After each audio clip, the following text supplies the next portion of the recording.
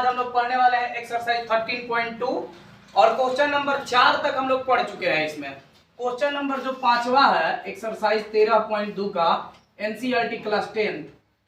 ठीक है, इसका जो 5वां नंबर क्वेश्चन कह रहा है कि एक बर्तन एक उल्टे शंकु के आकार का है जिसकी ऊंचाई 8 सेंटीमीटर है और इसके ऊपरी सिरे की त्रिज्या 5 सेंटीमीटर है।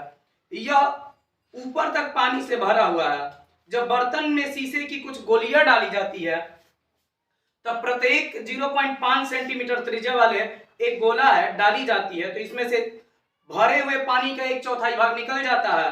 तो बर्तन में डाली गई गोलियों की संख्या ज्ञात करना है।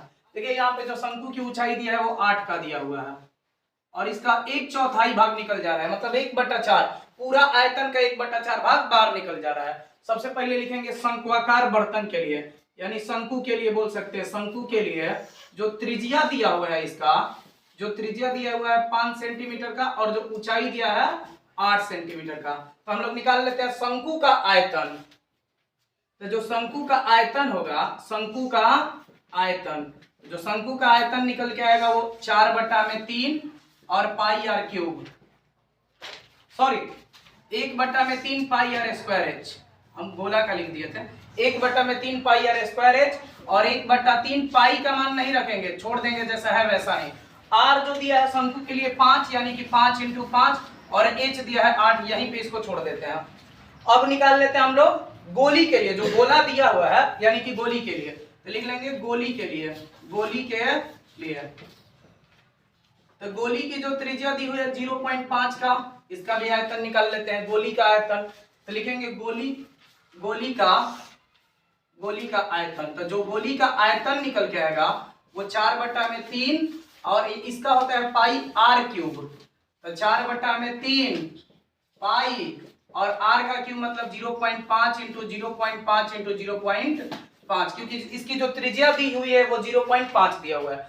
कह रहा है इसका पूरा आयतन का 1/4 भाग बाहर निकल जा रहा है। तो पूरा ये आयतन निकाल लिए, इसका 1/4 निकालना है, निकाल लेते हैं।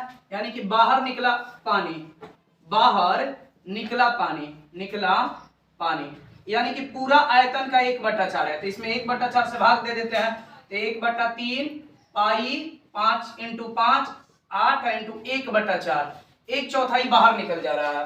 तो इससे ही कट गया 2 बार में कट गया, रहने देते हैं। अब पूछा है गोली की संख्या, तो गोली की जब संख्या नहीं मालूम है तो उसको n मान लेंगे। तो लिखेंगे n गोले का आयतन बराबर बाहर निकला पानी का आयतन, यानी कि जो पानी बाहर निकल चुका है। तो लिखेंगे यहाँ पे लिख लेंगे बाहर निकला पानी का आयतन, पानी का आयतन, सिंपल सा। तो जो n गोले का आयतन है तो इसमें लिख लेंगे n × 4/3 पाई, इसको 5/10 भी लिख सकते हैं, 5/10 × 5/10 और बराबर में जो यहाँ पे हम लोग बाहर पानी निकला हुआ है इसका जो आयतन होगा, इसका आयतन निकल के आ जाएगा 1/3 पाई 5 × 5 और यहाँ पे 2 दिख रहा है उधर ना, × 2। अब देखिए यहाँ पे पाई से पाई खत्म, यहाँ पे नीचे 3 है तो यहाँ से 3 खत्म, 2 को 5 है तो 2 को 5 यहाँ से खत्म, और देखिए 2 से ही कबार में खत्म। चलो उधर यहाँ पे दिख नहीं रहा है, 2 से ही कट गया 2 बार में, देख लीजिएगा 2 से ही कट जाएगा 2 बार में। तो जो निकल के आएगा n × ऊपर 2 है और नीचे कितना हो जाएगा 1000 × 5 और नीचे हो जाएगा 1000, बराबर में कुछ नहीं है तो 1 है, 10 कट जाएगा, 1 0 से 1 0 खत्म। तो n का जो मान निकल के आएगा 10, यानी कि जो टोटल इसके अंदर गोली डाली जा रही है वो 100 गोली डाली जा रही है। यहाँ पे इधर जो यहाँ पे 5 है, यहाँ पे 5 है × 2 है, इसको नोट कर लीजिए। और सिंपल सा क्वेश्चन था 5 नंबर। अब हम लोग देखते हैं क्वेश्चन नंबर 6वां नंबर जो क्वेश्चन कह रहा है ऊंचाई 220 सेंटीमीटर और आधार का व्यास जो है 24 सेंटीमीटर वाला एक बेलन जिस पर 60 सेंटीमीटर और त्रिज्या 8 सेंटीमीटर वाला एक अन्य बेलन अध्यारोपित है, सिर्फ लोहे का एक स्तंभ बना हुआ है। इस स्तंभ का द्रव्यमान ज्ञात कीजिए, जबकि दिया है 1 सेंटीमीटर क्यूब लोहे का द्रव्यमान जो है 8 ग्राम होता है। और यहाँ पे पाई का जो मान रखना है 3.14। तो लिख लेते हैं। यहाँ पे देखिए एक बड़ा बेलन है और एक छोटा बेलन है, तो लिखेंगे बड़ा बेलन के लिए बड़ा बेलन के लिए। तो जो बड़ा बेलन की जो त्रिज्या हो जाएगा बड़ा आर से लिख लेंगे। तो बड़ा बेलन की जो त्रिज्या बड़ा आर से 12 का है, तो त्रिज्या हो जाएगा 6 का। और इसकी ऊंचाई जो दिया हुआ है वो 220 का, तो ऊंचाई लिख लेते हैं 220 का। अब इसका आयतन ले लेते हैं। तो या पहले लिख लेते हैं छोटा बेलन के लिए। छोटा बेलन के लिए, तो छोटा बेलन के लिए जब लिखेंगे इसकी जो त्रिज्या आ जाएगी, छोटा बेलन की जो त्रिज्या आ जाएगी, देखिए 8 का है तो त्रिज्या 4 का हो जाएगी। और ऊंचाई को स्मॉल से लिख लेते हैं, तो ऊंचाई जो हो जाएगा 60 का। अब दोनों का आयतन निकाल के जोड़ लिया जाए। निकाल लेते हैं, तो लिखेंगे स्तंभ का आयतन। स्तंभ का जो आयतन निकल के आएगा, बड़ा बेलन का दिया है पाई आर स्क्वायर एच, और जो छोटा वाला का हो जाएगा पाई आर स्क्वायर एच। बड़ा वाला का कैपिटल से और छोटा वाला को स्मॉल से लिखे हैं। दोनों में पाई कॉमन, यहाँ पे आर का स्क्वायर एच अब प्लस आर का स्क्वायर एच। पाई का वैल्यू बोला है 3.14, और देखो आर का स्क्वायर मतलब 6 का स्क्वायर 36 इनटू एच का जो मान दिया है 220 का, अब प्लस यहाँ पे आर जो है 4 का हो जाएगा, तो 4 का स्क्वायर जो हो जाएगा 4 का स्क्वायर 16 इनटू एच जो दिया है कितना का 60 का। अब दोनों में फिर से मल्टीप्लाई कर लेते हैं, तो 3.14, और यहाँ पे जब गुणा करें 36 दूनी का 72, हाथ में लगल 7, अब 72 7 79, और एक जीरो यहाँ पे रख लेते हैं, प्लस 16 छक्का 96, यानी कि एक जीरो यहाँ पे भी, यानी कि 3.14। यहाँ पे कितना जोड़ेंगे तो हो जाएगा 0 और 6 2 8 और 9 9 18 और 7 1 8, यानी कि अब यहाँ पे देखिए इसको लिख सकते हैं 314 अब बट्टा में 100 इंटू 8 8 8 0, एक जीरो से एक जीरो खत्म। 314 इंटू 8 8 8 अब बट्टा में कितना दिया है 10। अब नेक्स्ट गौर करिएगा, बोला आयतन निकल के आया दोनों का। अब बोला है 1 सेंटीमीटर क्यूब का दिया हुआ है क्वेश्चन में 8 ग्राम, तो पूरा का पूछा है, तो लिख लेते हैं कुल आयतन कुल द्रव्यमान। तो कुल द्रव्यमान जो इसका निकल के आएगा, कुल द्रव्यमान जो निकल के आएगा 314 इंटू 888 अब बट्टा में है 10 इंटू 8, एक मतलब 8 से मल्टीप्लाई कर देंगे। अब जो इसमें मल्टीप्लाई कर लेंगे जो आएगा वो इसका आंसर आएगा। मल्टीप्लाई करके देख लीजिएगा, यानी कि पूरा का मल्टीप्लाई करने के बाद 10 से भाग देंगे। 314 इंटू 888 इंटू 8 बट्टा में 10 जो आएगा, यहाँ पे इसका डिवाइड करने के बाद जो आएगा आंसर आएगा। अब इसको आप लोग नोट कर लीजिए। क्वेश्चन नंबर जो 7 कह रहा है कि एक ठोस में ऊंचाई 120 सेंटीमीटर और त्रिज्या 60 सेंटीमीटर वाला एक शंकु सम्मिलित है, जो 60 सेंटीमीटर त्रिज्या वाले एक अर्धगोले पर अध्यारोपित है। इस ठोस को पानी से भरे हुए एक लंबवृत्तीय बेलन में इस प्रकार डाल दिया जाता है कि बेलन की तल्ली को स्पर्श करे। यदि बेलन की त्रिज्या 60 सेंटीमीटर और ऊंचाई 180 सेंटीमीटर है, तो बेलन में शेष बचे पानी का आयतन ज्ञात करिए। इसमें जो शेष बचा हुआ है पानी, उसका आयतन निकाल लेते हैं। सबसे पहले देखिए लिखेंगे बेलन के लिए जो इसकी त्रिज्या दी हुई है वो 60 का है, और जो ऊंचाई दिया हुआ है इसका कैपिटल एच ले लिख लेते हैं, जो ऊंचाई दिया है 180 का दिया है। और शंकु के लिए लिख लेते हैं, तो शंकु की जो त्रिज्या दी हुई है, शंकु के लिए लिख लेते हैं, जो इसकी त्रिज्या है वो 60 का है, लेकिन शंकु के लिए जो ऊंचाई है 120 का है। कितना का है 120 का है। नेक्स्ट अर्धगोला के लिए भी लिख लेते हैं, अर्धगोला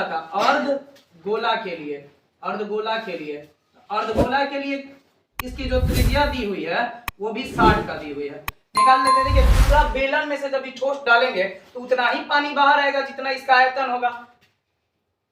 समझ में आ रहा है ना? तो लिख लेते हैं शेष बचे, यानी कि जो शेष बचा है, शेष बचे पानी का आयतन, शेष बचे पानी का आयतन। जो पूरा बेलन है इसका जो आयतन होता है पाई आर स्क्वायर एच माइनस, अब समझिएगा यहाँ पे जो शंकु का होता है 1/3 पाई आर स्क्वायर एच, और जो अर्धगोला का होता है 2/3 पाई आर क्यूब। सिंपल सा। अब यहाँ पे जरा समझिएगा, पाई आर स्क्वायर एच, तो सब में से pi r square h minus इसको लिख लेंगे 1/3 pi r square h minus 2/3 pi r cube. सब में पाई आर स्क्वायर कॉमन कर रहा है तो निकाल लेते हैं पाई आर स्क्वायर। तो यहाँ पे जो बच गया एच माइनस, यहाँ पे गौर करिएगा पाई आर स्क्वायर निकाल लिया है, एच बटा में 3 और यहाँ पे जो बचा है माइनस 2/3 बचेगा और यहाँ पे आर भी बचेगा क्योंकि 2 ही आर निकला हुआ है उससे। अब वैल्यू पुट कर देते हैं, पाई का वैल्यू 22/7 और जो आर दिया हुआ है वो 60 का दिया हुआ है, तो 60 × 60 और एच जो दिया हुआ है, एच देखिए एच जो दिया हुआ है 180 का, तो 180 और माइनस इसका जो एच दिया हुआ है कितना का है 120 का है, तो 120/3 माइनस 2/3 आर 60 का है। अब कैलकुलेट कर देते हैं, 22/7 इंटू 60 × 60 इंटू यहाँ पे जरा समझिएगा 180 एक से ही जब काट देगा तो 40 बार में और इससे ही काट देगा 20 बार में, तो यहाँ पे -40 और यहाँ पे भी आएगा -40, यानी कि 80 निकल गया तो कितना आ जाएगा 100 आ जाएगा। तो 22 × 36 100 बटा में जो आ जाएगा 7। अब यहाँ पे दिख रहा है उधर, यहाँ पे देखिए इस सबको जब मल्टीप्लाई कर देंगे तो 36 दूनी का 72, हाथ में लगल 7, 72 और 7 जो होता है 79, इसके 3 0 हो जाएगा यहाँ पे, नीचे 7 से भाग देना है। तो 7 से जब भाग देंगे तो इसका जब भाग हम लोग देंगे तो आएगा, देखिए 7 एकम 7 और यहाँ पे फिर 7 एकम 7 2 बचा हुआ है, तो 22 मतलब 7 का 21, 792 में यहाँ पे डिवाइड किए हैं, 7 से एक बार में 7 खत्म, फिर एक बार में 7, फिर 2 ऊपर से 2 7 का 21, फिर यहाँ पे डेसिमल ले लिए तो 1 आ गया, फिर 0 यानी कि 7 एकम 7, फिर 3 आ जाएगा 7 चौक 28, लगभग 113.14।